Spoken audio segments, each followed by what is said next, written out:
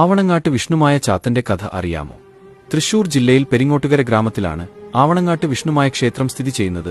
കുലത്തിലെ അവസാന കണ്ണി ആയതിനാൽ പണിക്കർ വിവാഹിതനാവുകയും അതിൽ 2 ഉണ്ണികൾ പിറക്കുകയും ചെയ്തു. ഉണ്ണി താമനും കേളുണ്ണിയും.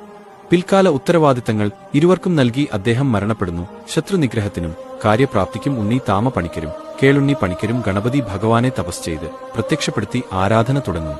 എന്നാൽ ഇതിൽ തൃപ്തനാവാതെ ഇരുവരുടെയും അമ്മാവൻ ചാത്തന്മാരെ പ്രീതിപ്പെടുത്തുവാൻ ഉപദേശിച്ചു കൊടുക്കുകയും അതിനായി പുഞ്ചനെല്ലൂർ ഭട്ടതിരിപ്പാടിന്റെ അടുത്ത് ചെന്ന് വിദ്യ അഭ്യർത്ഥിക്കണമെന്നും ഉപദേശിച്ചു.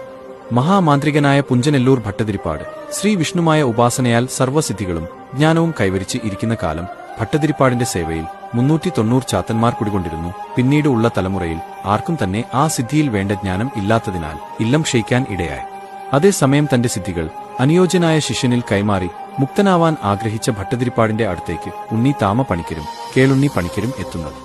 ആഗ്രഹിച്ച പ്രകാരം ഉണ്ണി താമനെയും കേളുണ്ണിയെയും ഭട്ടതിരിപ്പാട് സർവ്വവിദ്യകളും ഉപാസന നയങ്ങളും പകർന്നു കൊടുക്കുകയും പകരം ആവണങ്ങാട്ട് ഗണപതിയെ പുഞ്ചനെല്ലൂർക്ക് നൽകണമെന്നും ആവശ്യം പ്രകടിപ്പിച്ചു.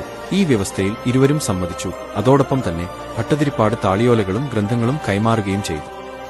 മന്ത്രവാദ വിധികളും ഉപാസനക്രമങ്ങളും സർവ്വവിഘ്നങ്ങളെയും അതിജീവിച്ച് 2 പേരും വിഷ്ണുമായ ദേവനെ പ്രത്യക്ഷപ്പെടുത്തി സർവ്വ അനുഗ്രഹങ്ങളും നൽകിയ മഹിഷവാഹനനും 390 ചാത്തന്മാരും ആവണങ്ങാട്ടേക്ക് യാത്രയായി. ആവണങ്ങാട്ട് ഗണപതിയെ പുഞ്ചനെല്ലൂർ ഗണപതിയും പുഞ്ചനെല്ലൂർ ചാത്തന്മാർ ആവണങ്ങാട്ട് ചാത്തന്മാർ ആവുകയും ചെയ്തു. എല്ലാ തന്ത്രവിധികളോടും ആചാര അനുഷ്ഠാനങ്ങളോടും കൂടി ശ്രീ വിഷ്ണുമായ ദേവനെയും 390 ചാത്തന്മാരും ആവണങ്ങാട്ട് പ്രതിഷ്ഠിക്കുകയും ചെയ്തു. പിന്നീട് സൂര്യചന്ദ്രന്മാർ സ്ഥിതി ചെയ്യുന്ന കാലം എങ്ങും ശ്രീ വിഷ്ണുമായ ചൈതന്യം തന്റെ തറവാട്ടിൽ തന്നെ കുടികൊള്ളണം എന്ന ആഗ്രഹത്താൽ പണിക്കരിൽ മൂത്തയാൾ കുക്ഷി കൽപ്പ സമാധി ചെയ്ത് തന്നെ ചാത്തന്മാരിൽ സമർപ്പിച്ചു.